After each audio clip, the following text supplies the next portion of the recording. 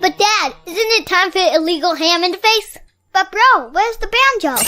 Some Cleveland sports shows try to give you hot takes, but only one can give you a big old piece of hot ham.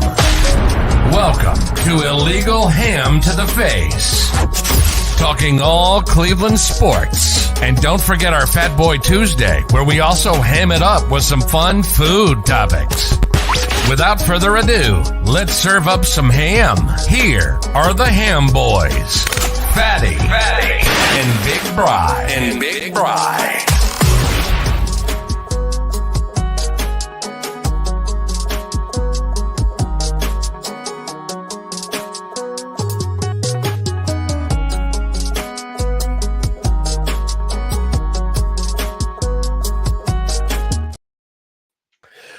What is going on, everybody? Welcome on into Legal Ham to the Face. It is Tuesday. It is a Victory Tuesday.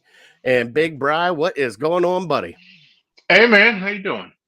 Another day. James, not a problem, bud. Saw you guys run. I figured I had to hop in and let you guys know how we roll in Cleveland.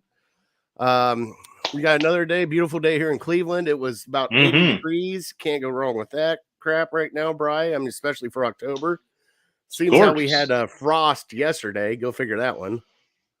Yeah, I had to get out the ice scraper yesterday morning. That wasn't fun. Not ready for that. No. Chris is here. So what's up, gentlemen? Hey, Chris. Before we start the show tonight, we'll run through like we always do. We'll do our little rundown for the show today. We're going to talk about the wonderful game against the Colts. We're going to do Fat Boy Tuesday with a little melt recap. I have trivia today, and I actually do have trivia today, Bri. Nice. All right. For once, I'm on the ball on that one. We're also going to talk a little bit about Cavs because the season opener for them is tomorrow night. They will be playing the Brooklyn Nets.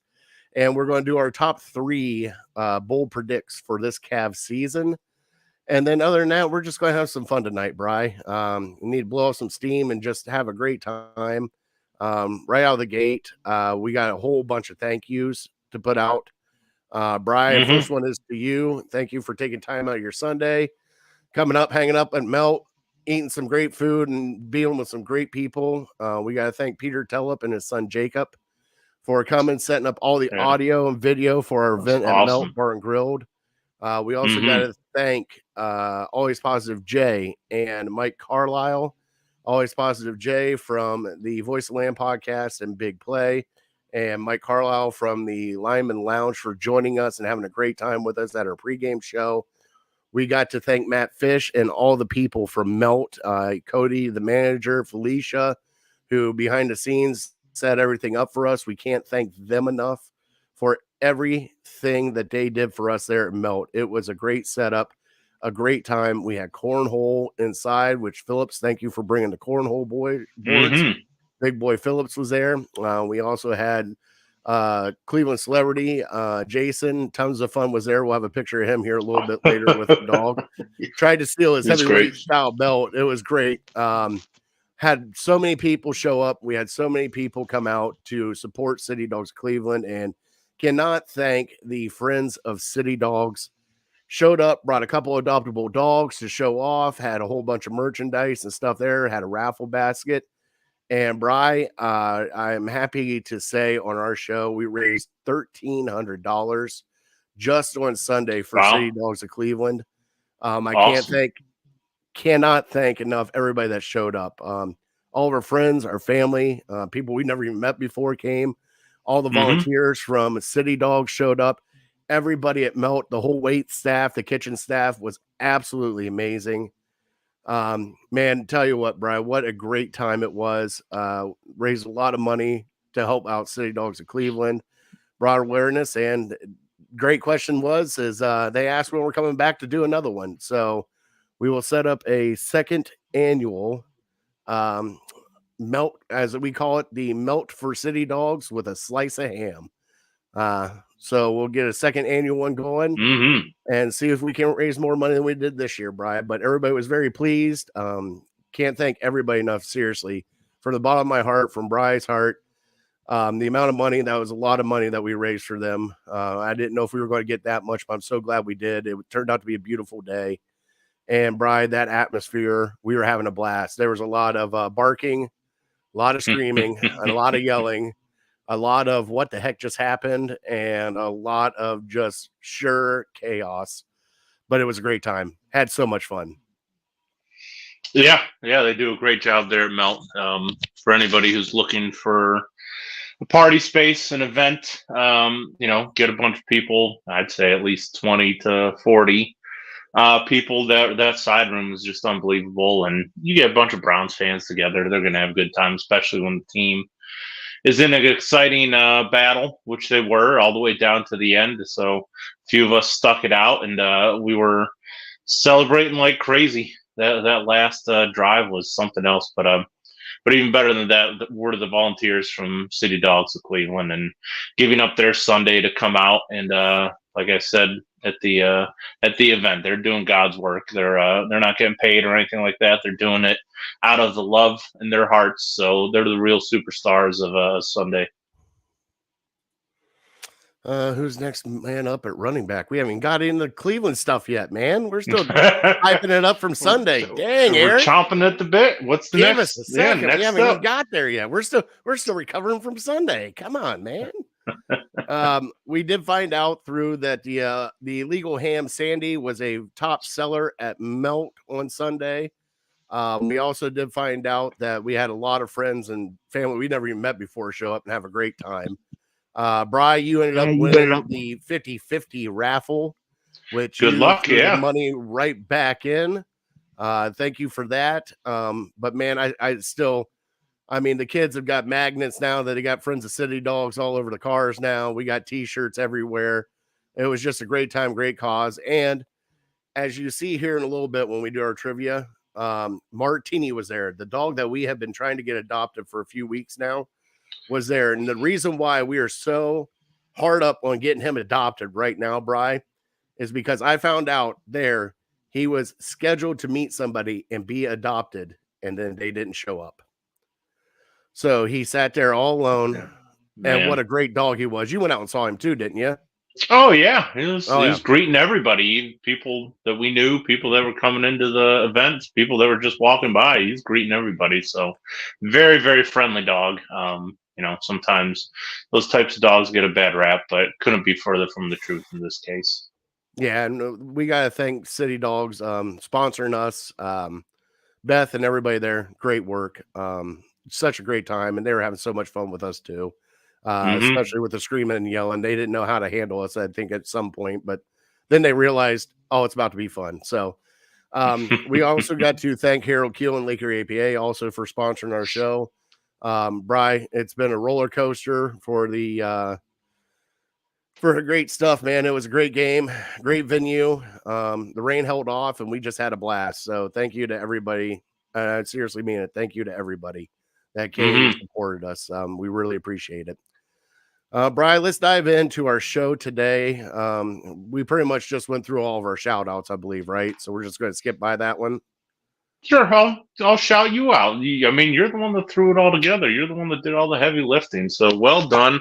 Thanks for throwing it together and giving all of us a good time.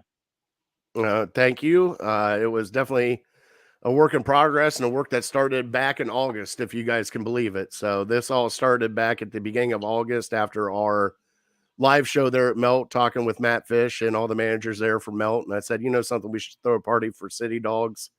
They deserve a party like that. And we had to pick an away game, and Casey's here. Casey, I'm sorry I didn't get you in, but you know how it goes when you're live and everything's going crazy. Just unreal. And for the setup that they gave us, the $20% donation to City Dogs. I mean, Bri, they were catering to us like we were the president of the United States. It really was. The wait staff was just amazing. They were on point with everything. Just can't thank them enough. Truly, truly a great place to go check out. And something, it's Cleveland helping Cleveland, Bri. We helped out one of our locals that started building up, and we're helping out a Cleveland's, staple here with City Dogs. So can't thank them enough.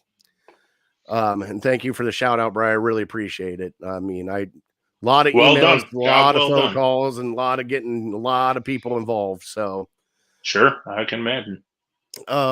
Justin, I see your comment. We'll get to it here when we get into the Browns. He only had one Watson comment tonight, and it's a serious question, and it's one we got to ask here a little bit later, Bri. But let's get into our show, Bri. Let's do our show off like we always do and start out with some trivia time. Are you ready, big fella? Let's hear it.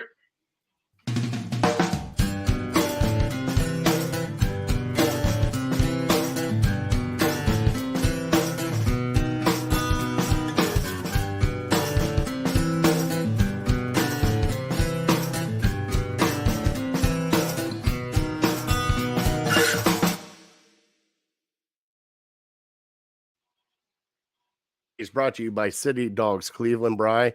Can't thank them enough for coming out, man. What a great turnout they had. I mean, all the volunteers, everybody just rooting on Cleveland. But like I said, we have a puppy that we have got to get adopted. So let's go through some of the pictures of Melt. If you guys do not know, there is me, Bri, and Big Boy Phillips with the Melt mascot, the Melt dog. There is Jason. Tons of fun. Cleveland, tons of fun right there with the Melt dog. And me saying hi to Martini. Oh yeah. He was all decked out with his brown gear on. Man, that dog is precious. So if you guys please get a hold of City Dogs Cleveland, go to their website. You go in there, you can search all the dogs they got in the kennel right now. But if any of them, please adopt this dog. I mean, he's only 3 years old. He is such a sweetheart. There was not a mean bone in his body. He just was so happy to see anybody and everybody. And how can you say no to that face, Bri? I mean, look at that face right there. It says, come on, you know you want to adopt me. So please adopt Martini from us and City Dogs. Get him adopted. Truly, what it really was a great dog. And then here James says that's dog abuse right there. It is for us because Brian and I see all these, and that's why we chose City Dogs as one of our wonderful people that we like to hook up with, because both Brian and I have rescues too. And a lot of people don't know that, but you know, we both have rescues and we don't need to see dogs in shelters. If they can find a good home, please get them a good home. All right, Brian. Yeah, so, let me echo just what I said on Sunday in case nobody was watching. You know, we understand that everyone can't either afford, or maybe their situation, maybe they live in a house that they have a dog that might not get along with other dogs, or you live in an apartment where you can't have animals. Whatever the case, we understand, you know, not everybody can adopt a dog at this point in time. But what you can do is you can share the stuff from the City Dogs and put it out there on social media so other people, tell your friends about it, so other people that might be interested in a dog that don't know maybe about City Dogs, they can be introduced to them and introduced to dogs like Martini. And yeah, you could be the missing link to find Martini a home. So you never know whose heart it might touch and who might be interested in a dog like that. So please, if you can't adopt a dog, if you're not in a position to make a donation or anything, that's fine. But what you can do is you can share it on social media and put the word out for them. Yeah. And like I said, if you can't adopt or anything like that, you can also donate. They take all sorts of donations. They take food donations. They take Kongs, leashes, anything and everything that you could think to help out a dog, they take, because they got so many there. So just try to help out any way you can. It doesn't have to be by adopting, like Bri said. It could be by donating. It could be by just sharing out, even sharing out our show and our dog of the week. You don't have to share out the whole show, just a clip of the dog. That's all we care about. We want to help get these dogs adopted, Bri. Sure. Let's see here. Ooh, late shout out to my dad who came down last night. I mean, his second treatment. That's awesome. Got his truck totaled on the way down. Oh, that's no bueno, but he's good. He's fine. It's okay. All right. But man, that's not good. Started out as he's doing all right. Just, as long as he's doing all right. That's right, right? That's good. Good news. All right, Bri. So this one's going to be kind of a gimme for you, because I caught the clip and I started giggling about how far back we were with certain timelines of the Cleveland Browns, Bri. And the one that I want to bring up to you is, in a certain year, a fake punt was recorded as the longest fake punt run, and it was done by your Cleveland Browns. Can you name that punter and the year? The year's going to be tough. I have a guess on the punter. If it is the longest one, I'm a little surprised because I think I know the yardage, and I don't think it was super long. But okay, yep, no, I got it. I'll give you a time frame. I'll give you my best guess. All right. It's since '99, right? Yes. Okay, gotcha. Sounds good. All right, so Bri, let's have some fun. Chris is here. Let's bump the bass a little bit and let's get our Cleveland headlines going.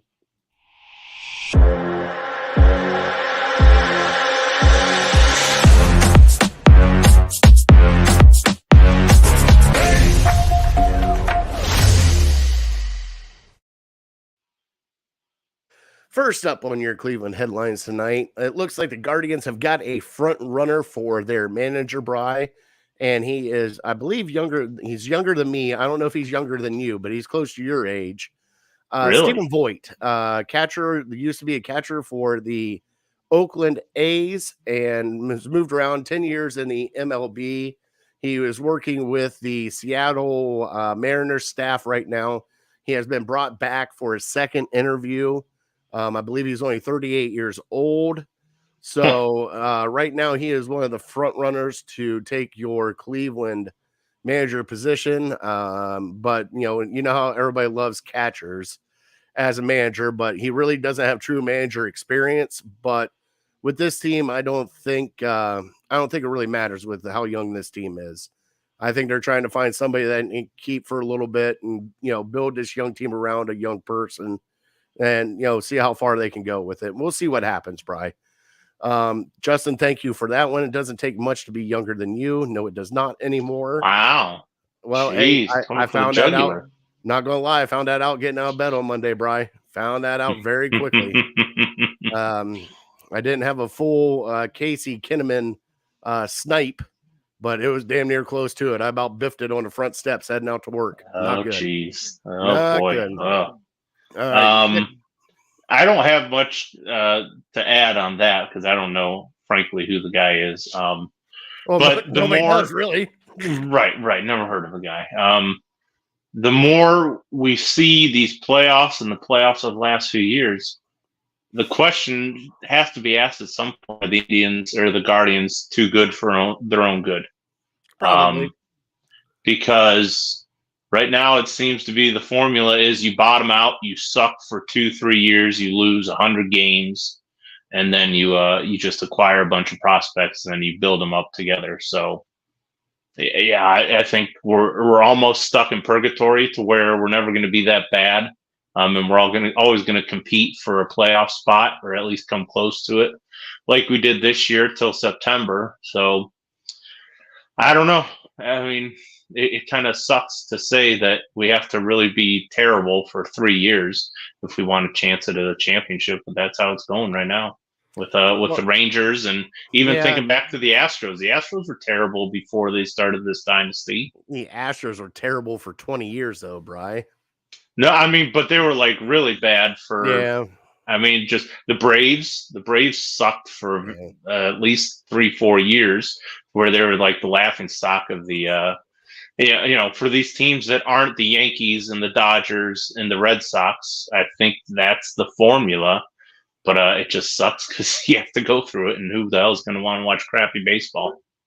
Yeah, and also the fact, Bri, you bring that up, but also the fact I think they tried to bottom it out a couple years, but they just went over expectations, Bri. I mean, the 1 year that they weren't even supposed to be in the playoffs, we had them barely around 500, and it's supposed to be lower than that, and then they just came out and started winning games. It's like, who's this team? And then this year, the injury bug get them. I understand where you're coming from, but we never really bottomed out. We just kind of we just went in a valley and then started coming back up again. Because we didn't commit to the suck. And I mean, by committing to the suck, that means trading Jose Ramirez. That means trading Shane Bieber.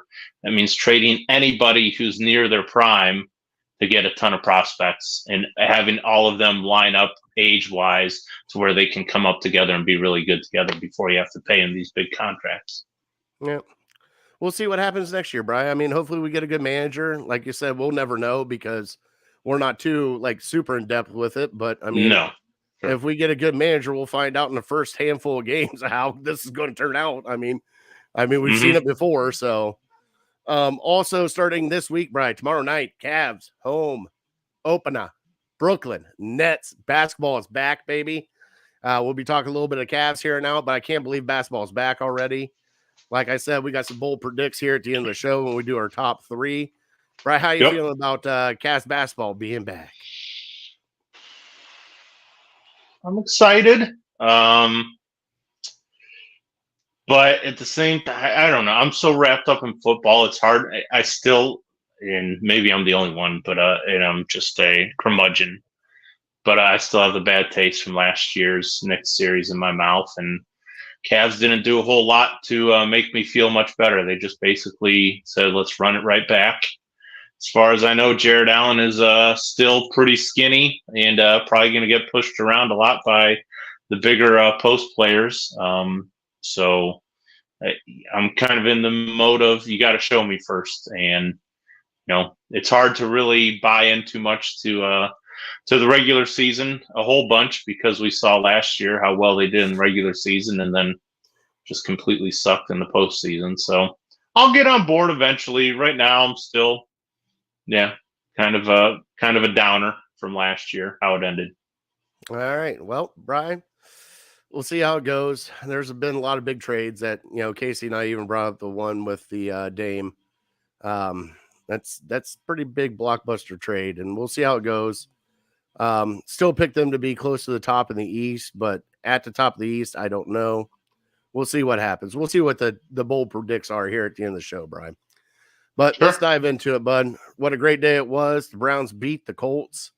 It started out as a barn burner. Actually, let's be honest, Brian. It started out as a shit show for like the first 5 passes of somebody. Then it turned into a barn burner of what the hell happened. And then a miraculous block field goal. And then us kicker. We got a kicker. Do we have a kicker? We have a kicker. That's right. I've told you. Yeah. Sign him up. Give him a contract now. I'm buying in. He's everything we wanted Cade York to be. And he is doing everything right now. We do have some injury bugs. Jerome Ford got a little dinged up with a high ankle sprain. But the big news out of Sunday, besides the win, Bri, and I got to scroll back up here for Justin's comment. Sean Watson started. Now, we were doing the pregame show. We saw that was going to happen.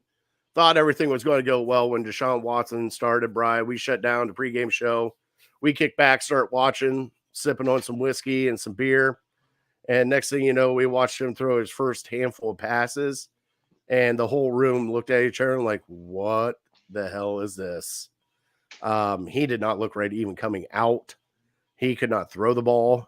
And then he got hit so hard that I swear it was a concussion, but the way he hit the ground, they said he cleared concussion protocol, but Kevin Stefanski yanked him, did not want to put him back in there in that environment, and PJ Walker came in right out of the gate. So Justin's question is, at what point do we bench Deshaun Watson because of his injury and bring in Walker, who seems to be the team seems to be playing for right now? Right now, Justin, this is kind of up in the air because I am questioning a lot of things right now. I'm questioning how bad that shoulder injury truly is. He went back for another MRI yesterday on that thing. He did not even come close to looking anywhere somewhat relevant of throwing a football on that one, plus the interception. Oh, good Lord, Bri, that was not good. But, Bri, if we're at this point right now and he is still not right, shut him down. Put him on the IR for 4 games. Get him healthy. And I know it sucks because we want to see him out there. We want to see him play.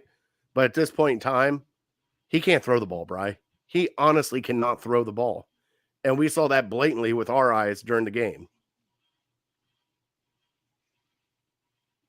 Yeah, for 5 passes. I know it's only for 5 passes, Brian. Right, I know. Patrick Mahomes has looked bad for 5 passes. Everyone is talking like the sky is falling. What has happened since Tennessee game? I know the injury. What has Deshaun done on the field since Tennessee? We are all very high on him after Tennessee, and now everybody's talking about him like He's terrible. We can't win with him because of 5 passes. So, I mean, take a deep breath. And I get the frustration, because the frustration is, and the reality is, nobody has any idea how Deshaun Watson's shoulder is feeling. Nobody on the radio. Nobody. Maybe the training staff does. Maybe the head coach does. Maybe Deshaun does, but nobody's telling us. So nobody has any real information. So everybody's just speculating. So and we freak out because we're ready for him. All right, he's finally back. He's finally playing. He needs to be 100%. He needs to be fantastic. He needs to be all pro. 5 passes in, he looks the exact opposite of that. And we're all throwing our hands up like, what the heck is going on? Now, the problem is, there's no guarantee. I can't say for sure he's going to be ready this week. I can't say for sure he's going to be 90%, 95%, close to 100%. I think what Stefanski did, in my opinion, just guessing, and I said it if anybody was watching the halftime show, how they gave up on Deshaun Watson so quickly is kind of a little concerning on their part, because if you're committed to him and you're going to put him out there and then 5 passes in, you're like, oh man, nope, we're going with PJ. I think they felt comfort with PJ Walker once he was in there, once they saw him playing, and they're like, okay, maybe we can buy a little more time because PJ Walker's not doing terrible. Now, if PJ Walker goes out there and he throws 3 straight interceptions, and you're like, okay, let's put Deshaun back in there. We have to win this game. So what I question is, if you were feeling that way after seeing 5 passes, why didn't you just start PJ Walker from the beginning? And like I said at the halftime show, I said, if you think Deshaun might have a chance at playing, or maybe he's kind of borderline, have PJ Walker out there, have him play, and have Deshaun be your emergency quarterback if everything goes to hell. And that's kind of what he was, but I don't think 5 passes should really change your mind from what they were thinking at the start of the game. So that's where I question the coaching staff. And the only thing that could maybe change my mind on that is if he did have a setback. Maybe we saw the hit. It looked like he hit his head. It didn't really look like he injured his shoulder at all. Maybe he did.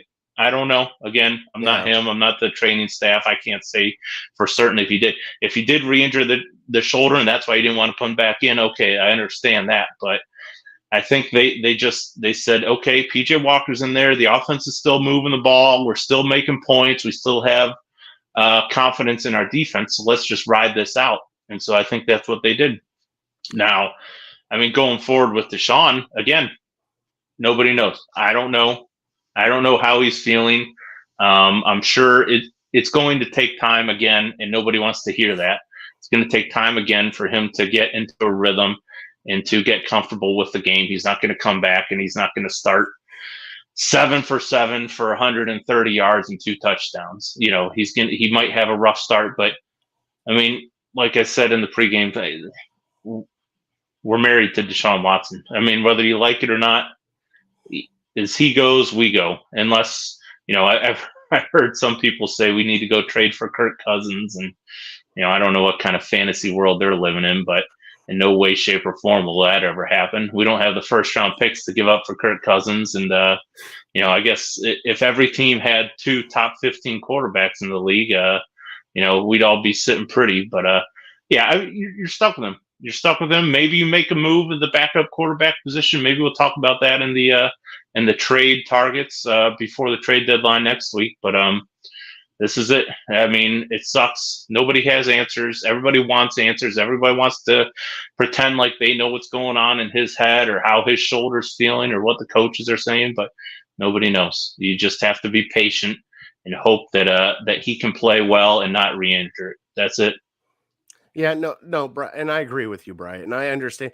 It's no reaction of 5 passes. I get that, but the thing that it's just so frustrating because we keep hearing day to day. We've heard day to day for a month and a half now, Bri. It feels like it's been day to day since week 3. Like, you understand? Like, it's just like, okay, so if it's day to day, what is going on? We've had a bye week. Okay. He sat out games. If we get a true transparent answer out of this front office of what's actually going on with his shoulder, but it doesn't. And what really pisses me off about it is you throw him out there for the first 5 passes. And yeah, but everybody releases injury stuff anymore. I understand you can't say that because Adam Schefter has it 5 minutes after it happens and everybody's got a hold of it. This is so close to the vest that nobody knows. Like, people are speculating he's got a torn rotator cuff. People are speculating that it's something seriously deformed in there, that he got hit so hard. Like, that's what they're talking about. And what I get frustrated about is those 5 passes. If he is okay to come out and play that game, right? I understand Russ and everything. One of those passes was 20 yards in front of the receiver. Like, he wasn't even close to that pass. And it was just like, whoa. Like, I can understand throwing it at his feet, over his head, anywhere like that. Like, some of them weren't even close. But Stefanski, and the one thing I got going on right now with him is Stefanski pulls him out, okay? After we saw the hit, I thought it was concussion. You thought it was concussion. We all talked about it. We saw the head snap. We were like, oh, crap. That's a concussion. Yeah. He's out. He's done for the game. PJ's in. Well, then we start getting rumblings that right after halftime, Sean's fine. It's not a concussion. Yeah, you saw him with his helmet on. So yeah, and it's like, hold on. Clearly wasn't a concussion. He's not coming back in. So what's going on then? So if he's not he was ready to play the first part, but now we're not going to do this? And then, Bri, I don't know if you heard the coach's press conference on Monday. The hypocrisy of the NFL and the things that come out of their mouths are truly amazing. Just truly amazing. And you know something? I know it's the NFL and everybody's got their damn agenda. But to come out and say that I pulled him because it was for the betterment of the team. Okay, that's fine. You could have done that a few years ago, too, with another quarterback that was here. But you didn't. But now it's Deshaun, so you're doing it. Okay, that sounds right. Sounds amazing, right? No, and obviously you're probably viewed as the pro Baker guy, and I'm viewed as the anti-Baker guy. But there also he is human, and he has a chance to learn from his mistakes. So maybe he's now learning that he made a mistake with Baker, and he's trying not to make the same mistake now. No, and I get that, and that's probably true. But to come out and say I did it for the betterment of the team, but 2 years ago you didn't do it for the betterment of the team when we were actually going for a playoff run. You did not do that for the betterment of the team because Baker couldn't get over himself, but you couldn't pull him out. But Deshaun can't throw a ball for 5 yards in front of himself and gets hit hard, and we got to pull him out and sit him down now. While we have one of the best defensives in the NFL playing lights out, which they were kind of shaky this game. But I kind of figured they would be, Bri, after the 49ers game. I kind of figured a little downtrodden on the amped up against the Colts. But, this whole I think it's just the day-to-day. Just come out and tell us what it is so we can be done with it and move on. If he's hurt, put him on IR. Let PJ Walker do it. Get him 100% healthy and get him back. We still have a lot of football left, Bri. And the IR, if you go on it, you're on it for 3 to 4 weeks, and then you can come back, correct? Yeah, you come back after 4 weeks. The problem is, again, not in the locker room, so I'm not trying to pretend like I know anything. I'm not a doctor. This could be an injury to where, if you break a bone, you can take an x-ray and you can see when it's fully healed. This is like something that, there's an injury there, but it's more about comfort and how effective you are throwing the ball. Now, if it was a torn muscle or a broken bone, you can say, okay, now this looks good. This looks normal. So you should be fine. I think it's just a comfort thing. I think it's just how effective he can be throwing the ball. And again, he didn't look good. I'm not trying to stand up here and say he looked good. I don't think he looked as bad as some people are freaking out. But who knows how that game would have finished if he stayed in there and played the whole time. He might have ended up throwing 5 interceptions, and then we could all sit here and say he had one of his worst games ever. But for 5 passes, he didn't look good. It's just my biggest gripe is, if you're comfortable leaving PJ Walker in there when Deshaun Watson was cleared to return, why wasn't that your plan from the beginning? It's almost like they were living on borrowed time. Like they're like, well, Okay. All right. Well, we have Deshaun, but PJ, you're playing good enough, so you just kind of stay out there. This guy's not 100%. So if you're comfortable with that, and honestly, I think the Browns have bought themselves more time because they've won these last two games. If they were 2-4, you better believe it's time to throw Deshaun Watson back in there. I don't care if he's 70% or 80%. If you're 2-4, you're 4-2. So you might be able to buy yourself another game, maybe two games, because after this Seattle game, which is going to be a tough one, you have the Cardinals at home. That should be maybe one of your easiest games other than the Bears this year. That might be one of your easiest games on your schedule. So you might have a window here to where you can sit out Deshaun for this game and next game, and you can give him another 3 weeks to rest up before the Ravens game. So it's just all about how he's feeling. In he's a football player. I know people question his toughness, which they really don't know how he's feeling and how effective he is. But I'm sure he hears that. I know he wants to be out there. You don't get to that level, not caring if you win or lose. So he wants to be out there. So he's probably pushing it himself. And the training staff, the coaching staff, nobody can say, okay, we took this X-ray and it looks like you're 90% now. Or we took this X-ray and this MRI and it says you're 80%. No, it's all going to be on how he says he feels. And you can see in practice, hopefully, you don't want to push him too hard in practice, but you can see how he's performing there. But again, goes back to something I said 2, 3, 4 weeks ago. There's no substitution for an NFL game. You cannot simulate an NFL game in preseason and practice, even ones going against ones. There's nothing like an NFL game. So you have to let him go out there before you fully know, okay, he looks like the old Deshaun now. And it's going to be tough this week. So I don't know. I don't know if he's going to be back. I'm not holding my breath. But again, I say your season kind of hangs in the balance still. So I'd rather be on the side of caution, especially now that we're 4-2, because I see, even with PJ Walker, I see a clear path for us to get to 5-3 over these next 2 weeks. And if you're 5-3 after 8 games, you're still in the hunt. So you're going to need your quarterback close to 100%. So if there's any question, again, sit him down. We want to say good night to James. Thank you, James, for tuning in. I know you watched the second half later on. Justin did. We made a deal. He beat me in fantasy football, so he gets one Watson comment a show. But when he beats Bri, you'll definitely get a second comment a show. So you get 2 comments if you beat Bri in fantasy football. I'll allow it. Oh, did he beat you this week? No. I took on the Portage County prostitutes. I can't wait to tell you what happened there. I had Spanking. Oh boy. We'll get into that a little bit later, but let's get into Jerome Ford got injured with a high ankle sprain. So you saw a lot of Kareem Hunt, who was also injured with a thigh, and Pierre Strong came in. Let me bring up my other stuff here. Offense actually did okay. It wasn't stellar, Bri. They did enough just to, no touchdown from PJ Walker, an interception. Our leading receiver was Elijah Moore. Njoku was right behind him. Cooper never really got on page with anything. And other than that, that's kind of all we had for passing. But, we had the one 60-yard touchdown run by Jerome Ford. I think it was 65. So running 69. 69. Was it 69? It was a 69-yarder. He finished with 74 yards. Yes. But he averaged 6.7 yards carry. Right. Other than that 69-yarder, he had 10 carries for 5 yards. So not great.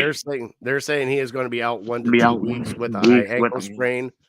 So that kind of goes into you and I talking a little trade talk here a little bit later. The defense, Bri, it wasn't stellar, but when we needed the defense to show up, man, did they show up, Bri. There at the end was absolutely insane, like you said. And, if we don't say this enough on our show, I know we see him all the time, but, we always kind of gloss over Myles Garrett a lot because it's just Myles Garrett. That's what he does. But Myles Garrett took over this game. The rest of the defense kind of looked like it was just laying back and not really doing much, but Myles Garrett was everywhere. Ended up being the top tackler with 9 tackles, 2 sacks, a blocked field goal, a strip sack, just couple fumbles, like unreal godly how he played this game. And thank God for Myles Garrett, because if it wasn't for him, a lot of that was his doing to get us to win that game, especially with the block field goal. And you also factor in the couple strip sacks.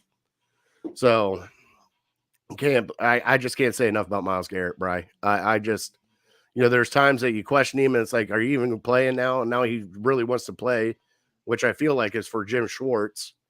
And now it's just watching him go. He should win the Defensive Player of the Year, Bri. And I know everybody in Pittsburgh is over there going, what about TJ Watt? I don't give a damn about TJ Watt. He can kiss my ass. Myles Garrett goes up against better stuff than TJ Watt does. TJ Watt's a one-trick pony that could just get to the outside with speed. Myles Garrett's got to do it all over the line to get where he's got to get, and also be double and triple teamed. So don't give me this shit about TJ Watt. All right, bro, I had to get that off my chest. There's a little fatty on fire for you. All right, how'd you feel about the defense this week, bud? To be honest, I give the defense about a D. I think they, for lack of a better term, they were reading their press clippings after that San Francisco game.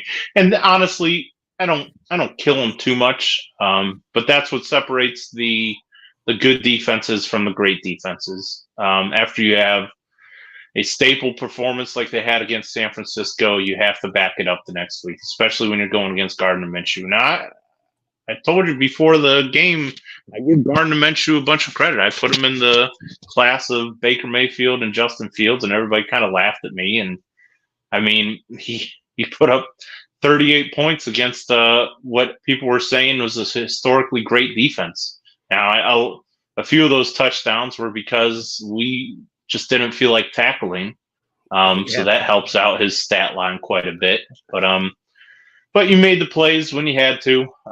It was a poor defensive effort, and I'm sure they'll get reamed out by Jim Schwartz. But you had those standout plays, those game-winning plays, the ones where we got the touchdown, interception. The blocked field goal was something that I don't know if we'll ever see again. Just how he basically box jumped over the guard there.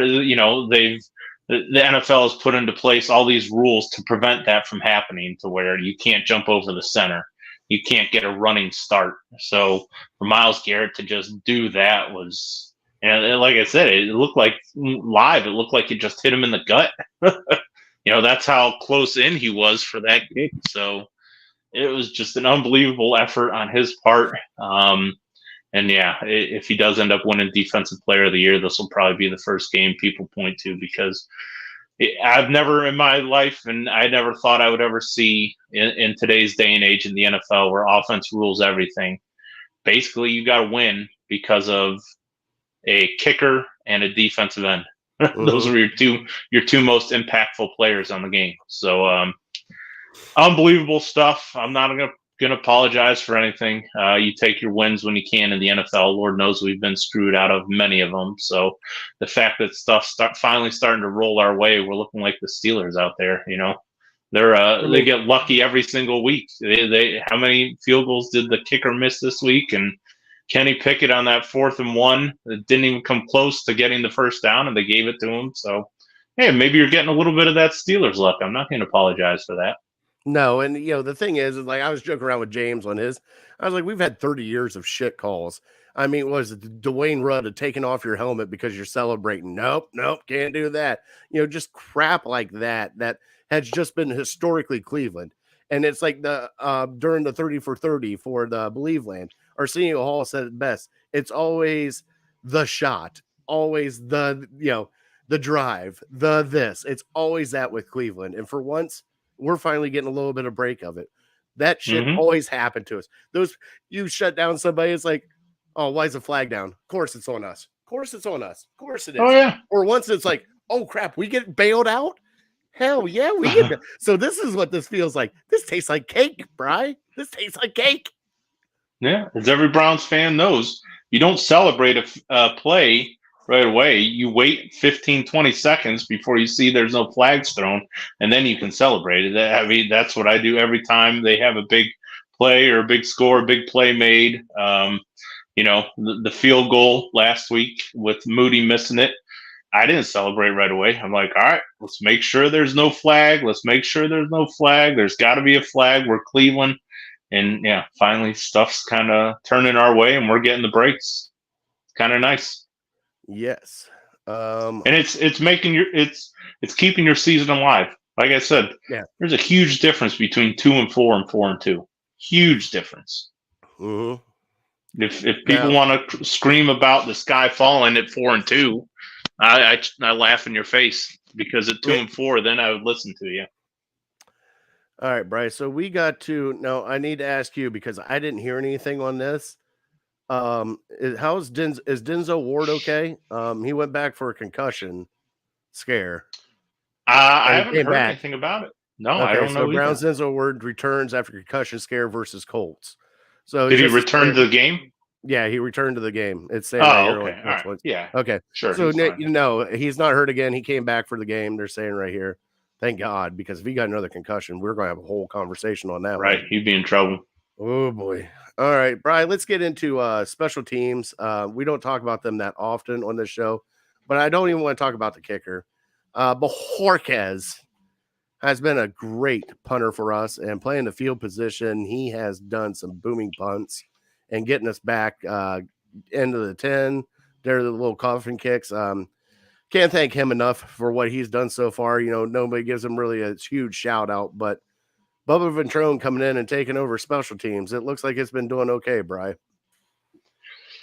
Yeah, this is as comfortable and as confident as I've been in our kicker and our punter, maybe since Gardocki and Phil Dawson. I really feel very good about where they're at, and yeah, I can't say enough good things about Dustin Hopkins. I mean, if he continues this pace up, he may have the greatest season a Browns kicker has ever had, and that includes Phil Dawson and Lou Rosa. So, but that's a tall task. He still hasn't kicked in terrible weather in Cleveland, so that for sure will be a challenge for him. But yeah, the Bojorquez, Hopkins, A+ in my book. Bojorquez basically set us up for that defensive touchdown there by pinning them deep, and we just kind of manage. Nothing blows you away.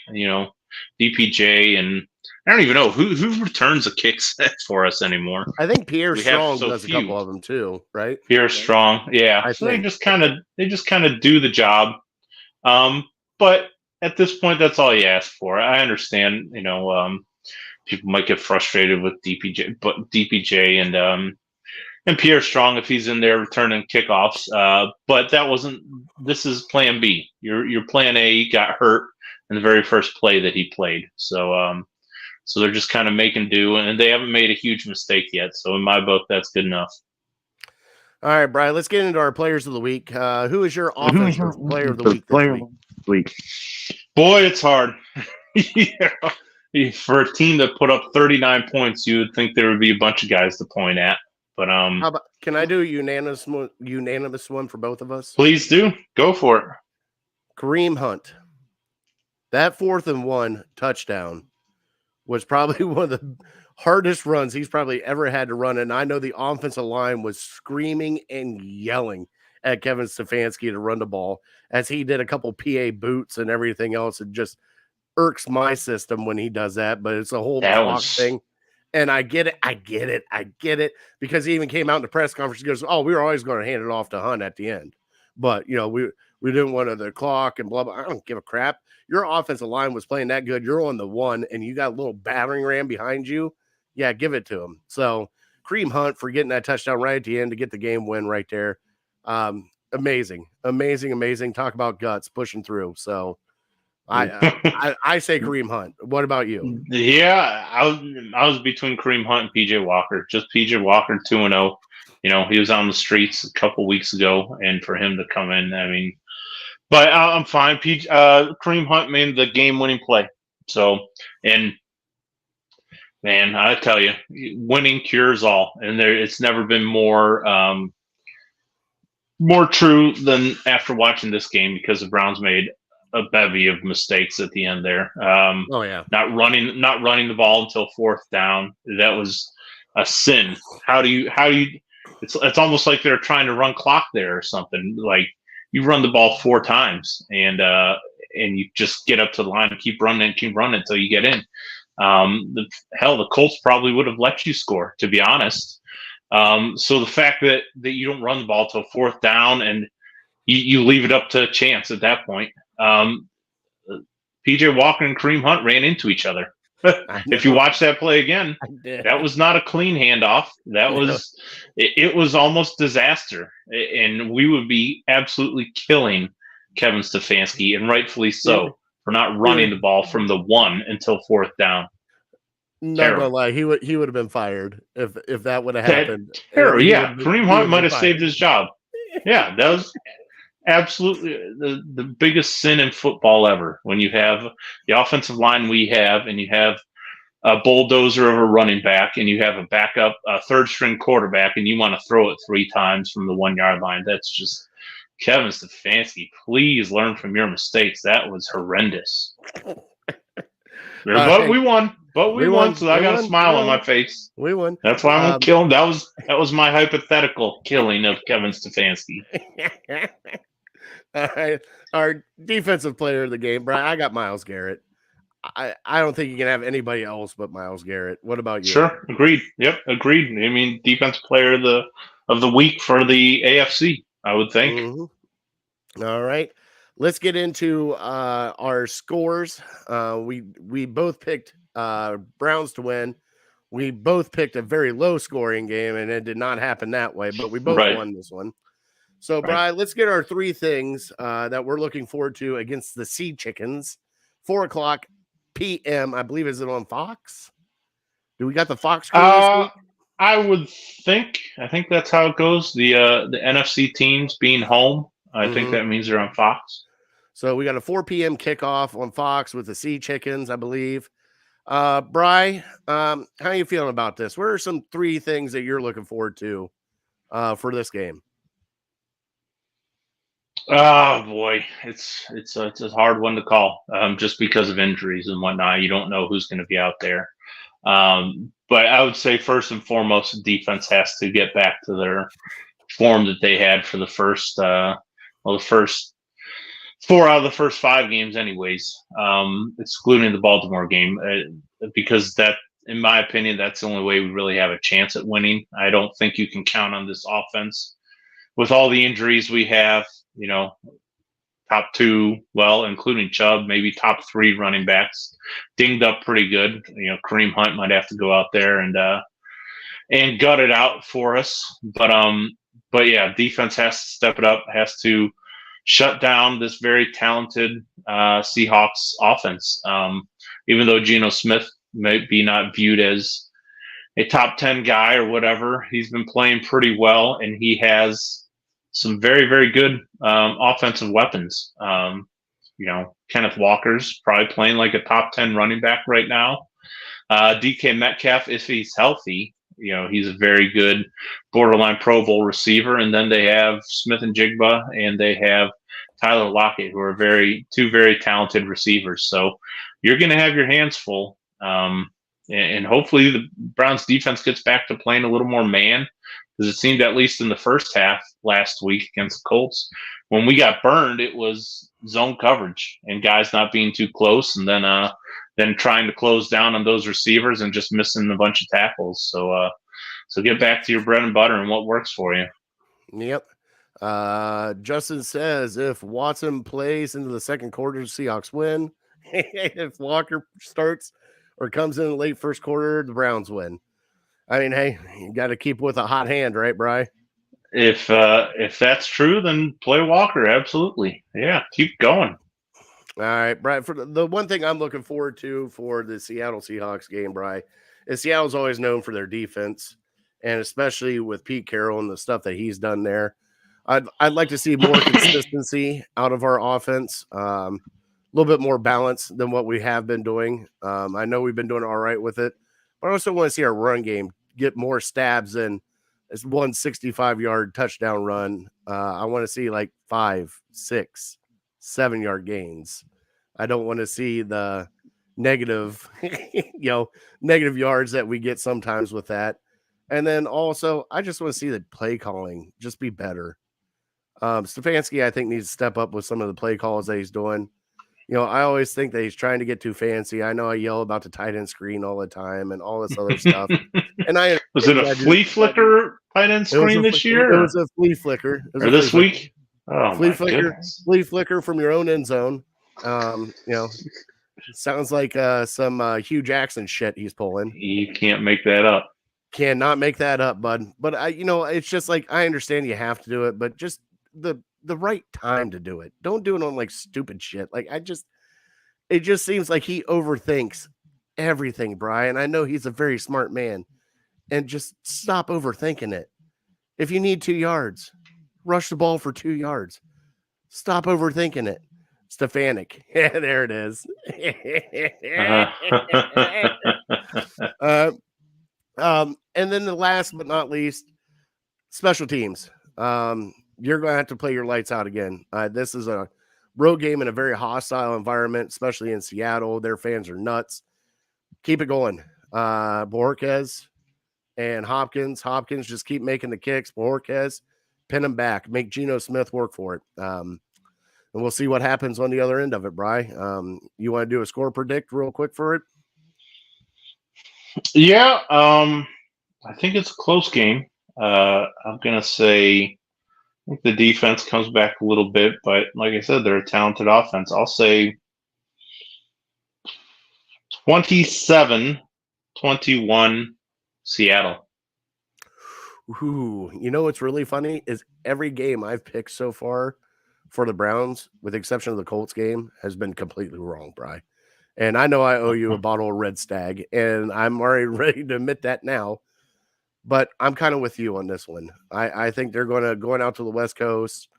I think after 2 very close, hard-fought games, I mean very hard-fought games against the Colts and the Niners, I think they take a step back a little bit. I'm going to go the Seattle Sea Chickens 26, your Cleveland Browns 18.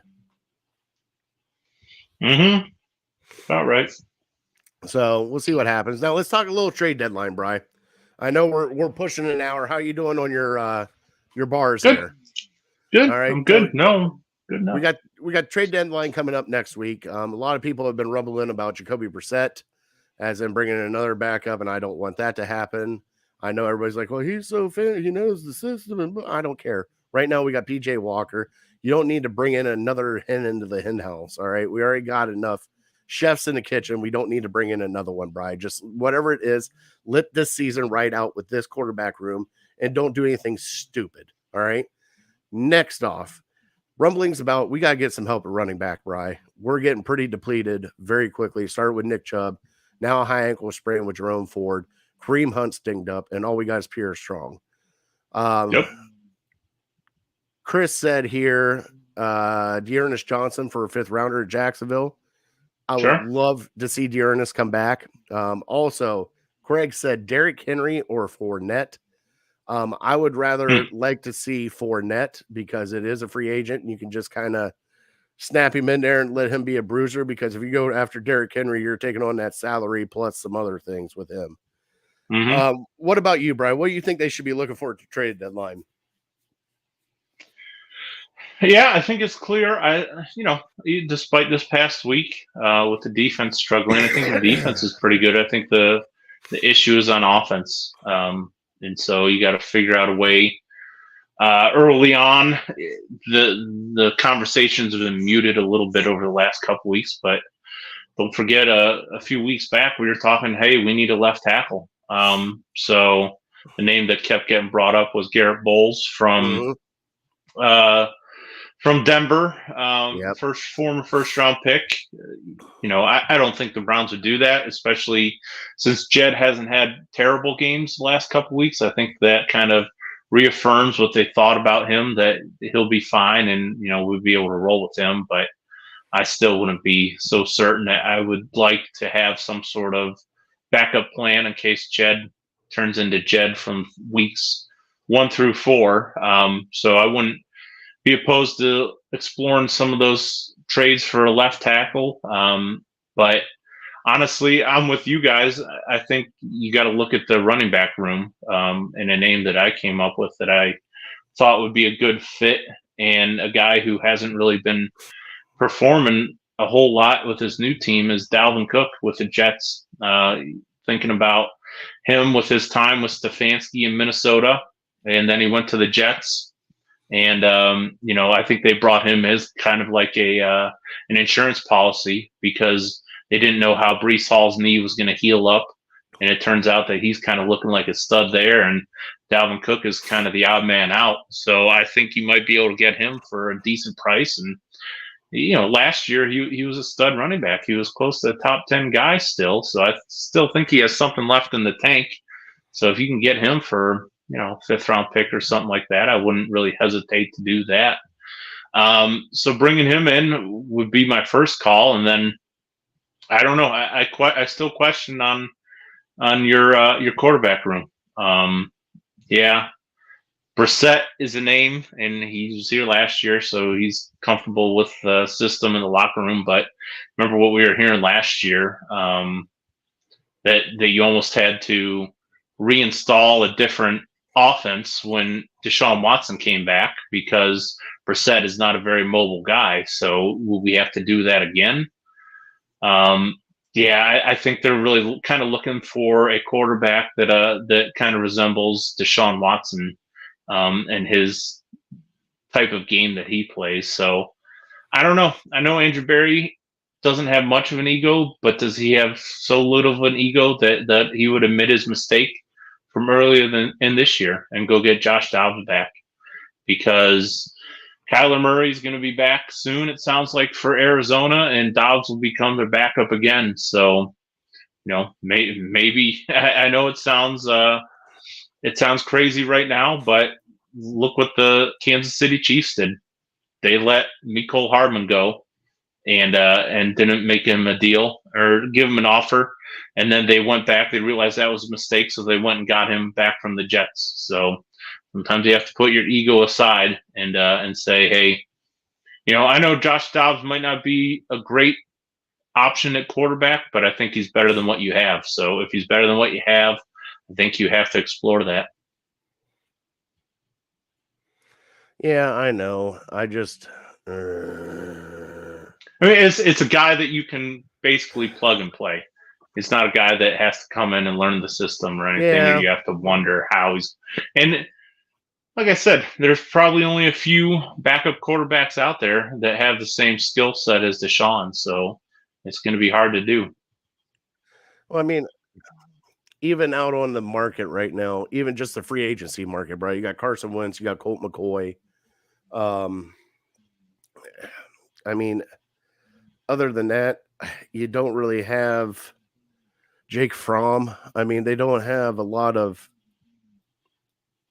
people here. And if you're trading for somebody, I mean, Bri, just curiosity question. Now, I don't know where he's at now because I have not kept up with him, Bri, but it sounds like the Bears don't give a crap about Justin Fields anymore. Correct? Would you trade for Justin Fields? I don't think they would. I would, especially if he can be brought in and play your number 2, at least for the rest of the season. I don't think they would give up on him because I think they're in a position, my guess would be they're in a position to where if they can draft Caleb Williams or Drake May in the draft next year, they will do it. But at this point, there's no guarantee. So I think if they can't get one of those top 2 guys, I think they're okay with sticking with Justin Fields. So they don't want to give him away right now. And then say they end up picking 6th in the draft and they can't get either one of those guys, then they're stuck with nobody. So yeah, I don't think they might trade him after the season, but I don't think they would trade him right now. Okay. Well, it was just an option. I know the Bears were there. No, at. Right. No, I would take him. Bri, I mean, I wouldn't do that. Russell Wilson, that's a hell no, right? Yeah, I mean, yeah, anybody who's got a giant contract or is a franchise quarterback right now, there's no chance in hell you're getting him. Russell Wilson, no chance. Kirk Cousins, no chance. Jared Goff, no chance. Yeah, these Yeah, guys I are got you. franchise guys. They're setting their. We're looking for the young guys or maybe the veterans who have been around for a while who have played backup roles. Anybody who's a starter right now, yeah, there's no chance you get them. All right. Well, Bri, it is time to get into our illegal ham to the face fantasy football league update. And Bri has gotten very interesting in the illegal ham to the face football league. Starting out this week, Honky Cat beat Team Big Rod 107-97. Harold Keel took out Joe Bear and Always Next Year 121-118. Team Big Meat beat Hot Dog is a Taco 99-82. Justin, not good. Phil McCracken beat the Dog Pound Boys 152-111. Big Bri gets a win over I Am Getting Spanked 127-93. And then Elijah Moorhead took down the Portage County Prostitutes 146-134. Chris Span is on 4 straight losses today. I gave up, didn't replace Debo.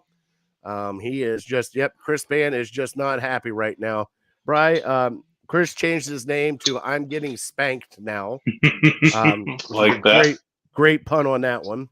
But hey, so far fantasy has been fun, guys. We've been doing great. Right now, Harold Keel is the winner right now. At him and Honky Cat are both 6-1. Phil McCracken is 5-2. Me, Big Bri, are at 4-3. Way to go, big fella. Look out. Yeah, everybody else sucks. So, you might as well just, hey, the great thing is, Craig, is you're above a hot dog is a taco. So, you should deal with that. Could be worse. And you got to talk to Mark, Bri. He's struggling. Did he lose again? What's he, 1-6? 1-6. Ugh, not good. You know what's interesting is I don't know if when you look at the standings, if you ever look at the points for, sometimes teams that are 1-5 or 2-5 or something, they have they have more points than the teams that are 4-2 or something. So he's got the same amount of points I have, and I am 4 and yeah. Right. So when you're in that position, you're frustrated as all get out because you feel like you got a good team. You go against these other teams that are better one week. So yeah, it's frustrating as hell. I didn't even know who was my big scorer this week. Oh wait, Patrick Mahomes with 42 points. 42, my goodness. 42.8. Can't take it. All right, Brian. Let's get into our Fat Boy Tuesday. And now it's time for Fat Boy Tuesday. I'll do a little melt recap, Brian. Had a great time there. Great food. They had all their specials and everything. Like I said, we had the illegal ham standee being thrown out and thrown everywhere. We had everybody eating wings and sandwiches. Everybody, the wait staff, everything was great. Brian, you ended up getting the wings with the melt awesome sauce, correct? Got me some melt. So I ended up taking it home because I was so caught up in the game and I forgot to order until like the start of the fourth quarter. So by the time my food came out, I just took it home and ate it at home. But yeah, I got the 5 of the awesome sauce. I got 5 of the cowboy sauce. Cajun. Yeah, I know what you're talking about. And then I got the buffalo chicken sandwich with the coleslaw on it. So nice. That's my go-to. Did you take the wifey home something? I did. I offered it to her. She didn't bite. So she was still feeling a little under the weather, I think. But good news for me because I had the rest of it the next day. Attaboy. I had the illegal ham sandy, Bri. Man, was it good. So good. We had a lot of people. I know Mike Carlisle got the ultimate chili cheese dog. Was part of that. I know my wife ended up getting their chicken tenders with their coleslaw, which their chicken tenders were a little different, Brad, because it was almost like they used cornflakes for the breading. instead of like normal. It was really good though. Sounds good. My kids got pasta. Well, mac and cheese. Let's just put it this way. My one son is kind of like their dad. And he eats a whole bowl of mac and cheese and has a side salad, make him feel better about himself. When he's done eating. But man, all the food that came out there looked truly amazing. The prices they had were great. I know the illegal ham sandy was a little expensive, but it was a lot of meat on that illegal ham sandy. So we had the illegal ham sandy was topped out at 25, but all the other sandwiches were marked down to about $13, $14, right, Bri?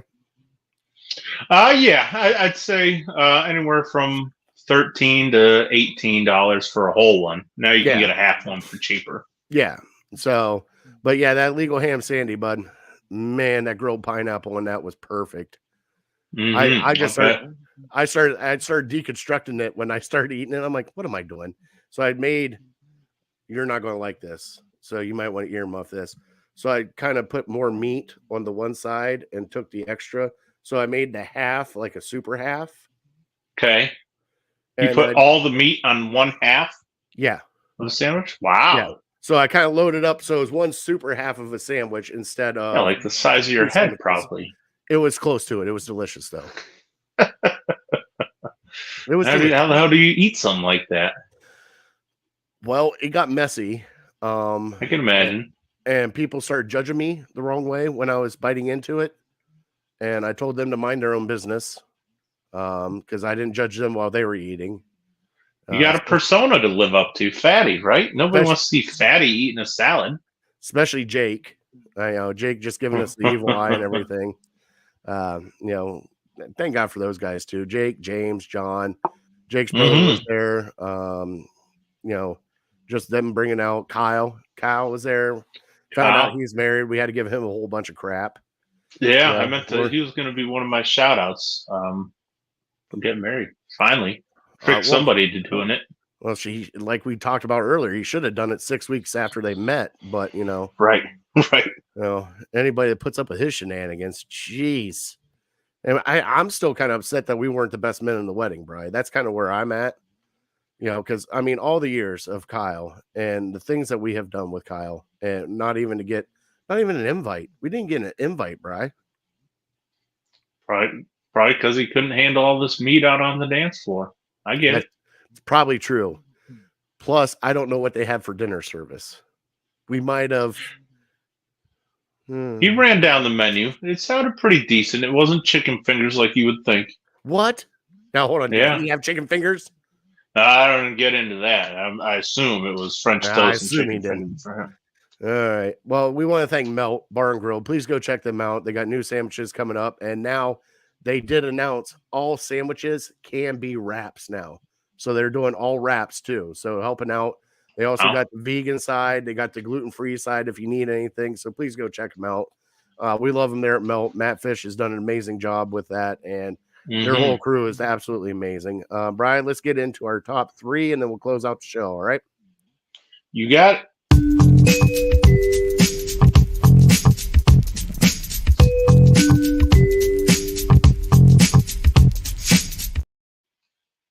All right, our top three today. We are giving our top three Cleveland Cavaliers bold predictions for this year, Bri.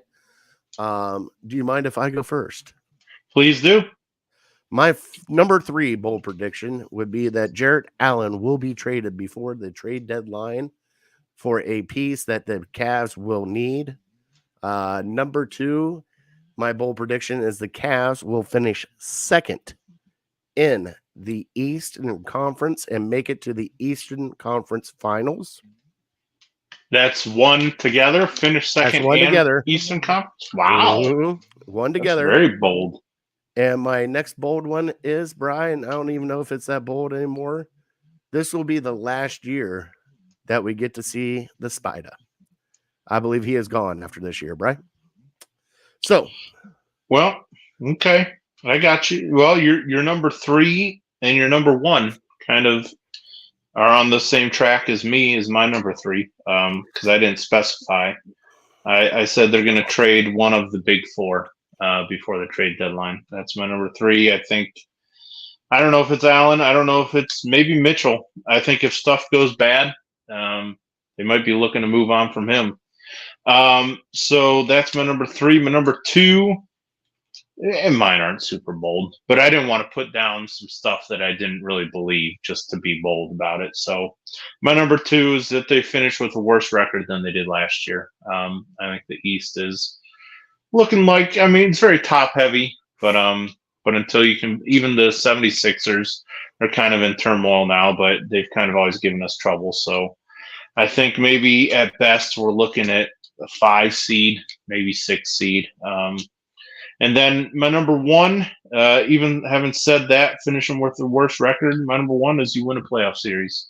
I think it's time. I think maybe we're a better team with lower expectations and sneaking up on people.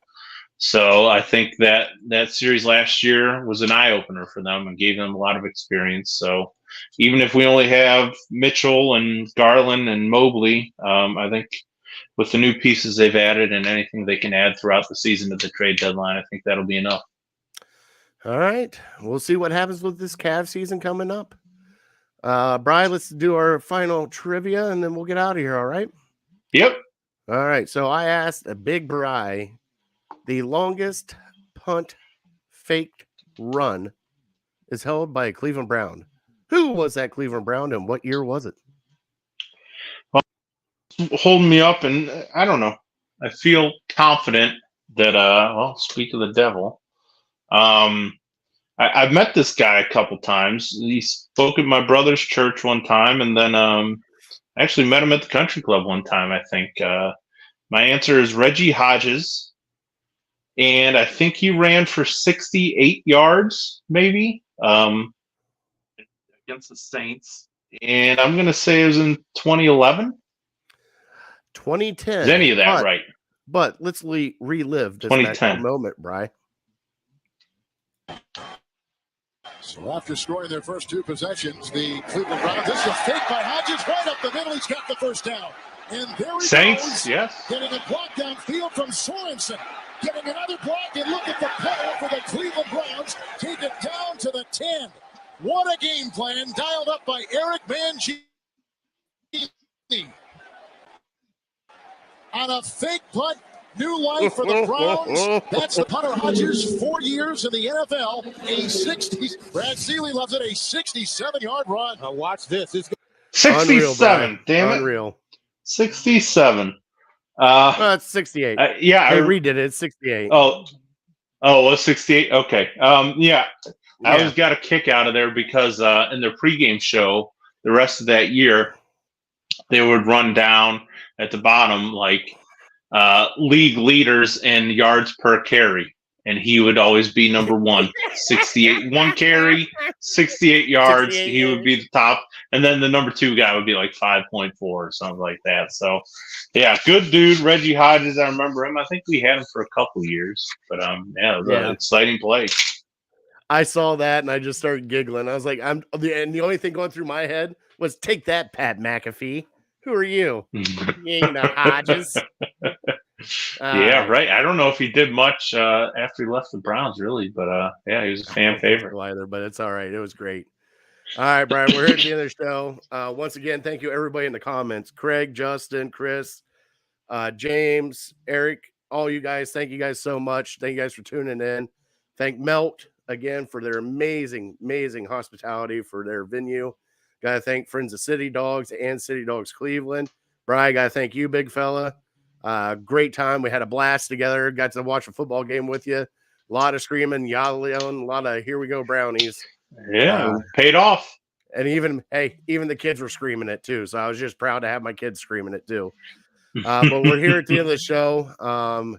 Stay tuned again. As I said, when we do a live, we'll announce it coming up. I don't think we will do another one until after the new year because of holidays and everything else coming up. I know we're going to be traveling around for the holidays, and I know Brian will probably be too. So we'll probably do another one right after the new year together sometime in January, but we'll let you know. Keep posted on our Facebook, YouTube, and X now, Twitter. I don't know what the hell to call it anymore. But Brian, we're here. God bless them. God bless you. God bless America. We want to thank our troops, first responders for everything you guys do. Thank you for letting us do what we do. We truly appreciate you. And like every other Sunday night, Bri, definitely uncorked, unloaded, and we're out.